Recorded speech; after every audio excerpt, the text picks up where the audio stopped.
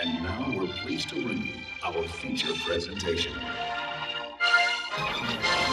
And then there's the problem of sympathetic motion, which means if you have something spinning inside of it that's a major item like your cylinder, it imparts sympathetic motion either through wind compression as the object spins in a volume of air. That volume of air rubs against the outer skin and makes the space station spin. If you connect it to the space station, making it a motor function, then it is even more sympathetic motion. So at some point you need another centrifuge spinning the opposite direction, right? Or you need multiple ones spinning at different angles in order to cancel out loads and do whatever. So ultimately you have to have a gyroscope whose only job it is to soak up the differentials all the time.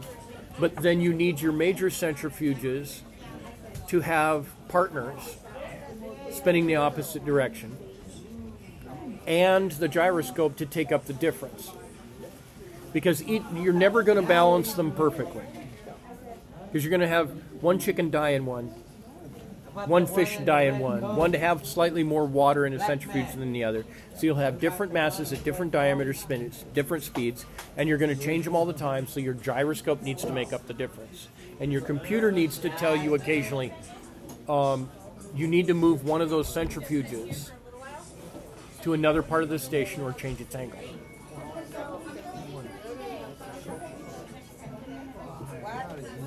So the computer guides you to managing your centrifuges. Your gyroscope takes up the differentials. And occasionally you're going to have to stop a centrifuge, turn it 180 degrees, and start it up again. And your fish and your birds will get very confused for a minute. So there's a time limit on how long you can do that. Do you see my advanced ideas about how to manage the architecture and the management of postmodern?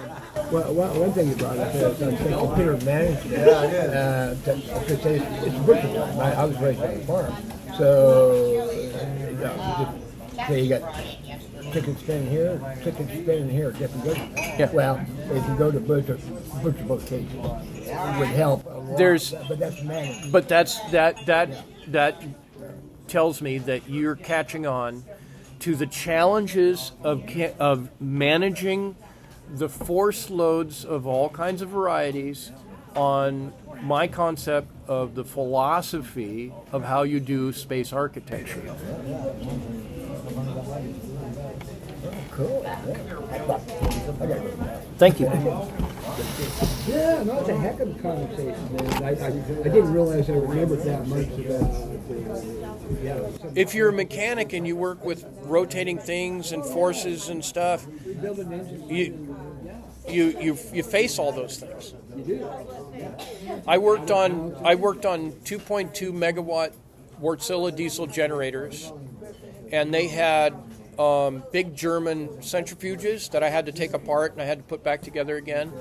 They had like titanium sleeves and stuff in them, and they also had a centrifugal filter, which was a can, and it was a can, and inside they had these components that, as you pump the diesel oil up through the center, it forces the components to spin and throws the carbon particles out at the sides.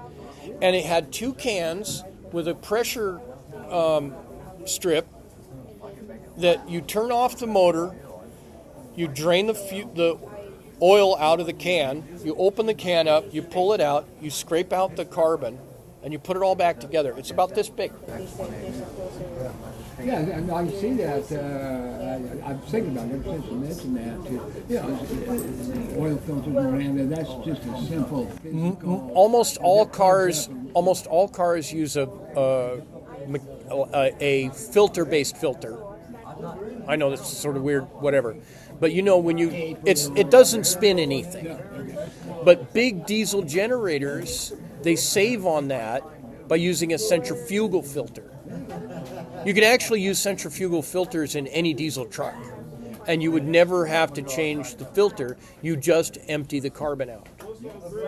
No, I But they make too much money probably on paper filters. absolutely.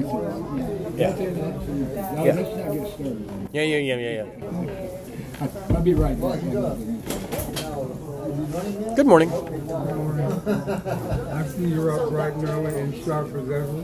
I wake up thinking about this stuff, and usually people about lose their mind when I start trying to have that conversation.